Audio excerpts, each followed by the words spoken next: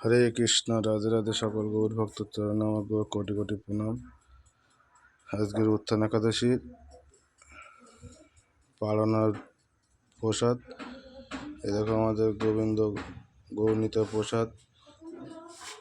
সবাই ভোগ দর্শন করো, ভোগ দর্শনে সবার দুর্ভোগ কাটে।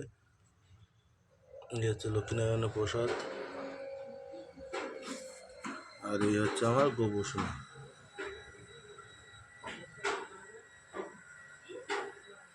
সবাই আমাকে আশীর্বাদ করে যেন আমি এইভাবে গোবিন্দের সেবা করতে পারি। আর সবাই আমার কমেন্ট বক্সে রাধে রাধে লিখে যাও। হরে কৃষ্ণ, রাধে রাধে।